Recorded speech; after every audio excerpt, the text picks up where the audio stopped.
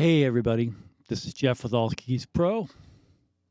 I'm coming at you today with a little follow-up from a video I did a couple months ago about the B Model D. Yeah, Behringer, the name that shall not be spoken. I'm just giving you guys a hard time. I decided at that video, I decided in that video that the only way I could really feel good about my purchase of the Behringer Model D was to give it to someone who I felt really needed it. Just with the nature of Yuli Behringer's business and personal practices, I just couldn't really keep it around. I didn't want to look at it. I didn't want to see it. And I didn't want to support him or his business. So I looked around for someone who might enjoy this instrument, might enjoy using it. And I did find someone, a college student. He is someone who's just getting started in making electronic music and shows a lot of talent. Someone who I had met, and personally I thought he was a really nice person and deserved a hand up. So I called him and asked him if he was interested in the B Model D. And he sort of stammered an answer, which was kind of a respectful no. Great, I thought. I can't even give this thing away. But that's not the end of the story. He was interested in seeing and hearing and playing my Prophet 6. Had been kind of a dream instrument of his, and I own one. So I said, come on over and we can check it out. I can show you the instrument. And a couple days later, he did. So he came over and I showed him the Prophet. I played some sounds for him. I let him play it. Then he was getting ready to leave. He had another appointment. I asked one more time, if he might be interested in the B Model D. The B Model D. He asked about it. I kind of explained about it a little more, what it was, and he agreed to take it home and give it a try. So after that, I didn't see him for a couple weeks. And one day we ran into each other at a jam session. I was hosting this jam session, and he was there to sit in. I asked him, how are things with the Model D? And he said, yeah, it's really good. This thing sounds great. Can I keep it? Of course, I said. I hope you make lots of great music with it. I hope you have a lot of fun with it. So, happy ending, I suppose. What do I take from all this B Model D junk? I think it's actually kind of a perfect outcome. The wretched thing is out of my life, out of my studio, and it ends up with someone who, at this stage in their life, is really excited to have it. So that's kind of a win-win, yeah?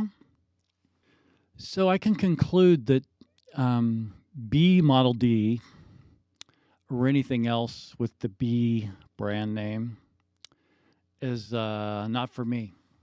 It's not for me. I can't live with the thought of this company's stuff in my life or seeing it every day in my studio. But that's my choice.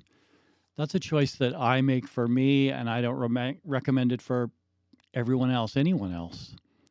So my recommendation is this, actually. if you're new to making electronic music, if you're young, have lots of ideas bubbling around in your brain, if you want or need some hardware sense, need some hardware sense to make that happen, then maybe B Model D is for you. I would suggest you explore other choices personally, as there are lots of other inexpensive options other than the big B. Um, look at Roland and Korg. There's some entry level Moogs, um, which I find affordable and really just above what those B products are going for. You can find a grandmother, for example, on Reverb for $800. It's like in perfect shape. Company called Dreadbox from Greece makes amazing small instruments. They're analog. They're quite affordable.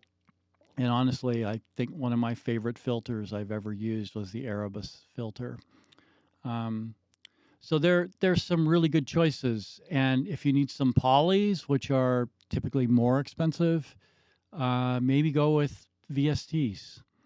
It's easy these days, relatively easy to combine software instruments and hardware instruments in a DAW. And Cherry Audio makes some great recreations of some vintage synths which are no longer in production. Even some of the Roland Cloud stuff sounds good. I'm not a fan of the whole format of the Roland Cloud, and I eventually canceled my subscription. But some of their plugins sound really good. Obviously, Omnisphere, Massive are amazing. Spitfire Audio has lots of great stuff, and a pretty huge library that's either free or really cheap, really affordable. So there's some. It's a good time to be alive and be a synthesist because there's so many great choices. And maybe, as far as I'm concerned, we could make Behringer, there I said it, not a choice. But fear not. Someday you will grow.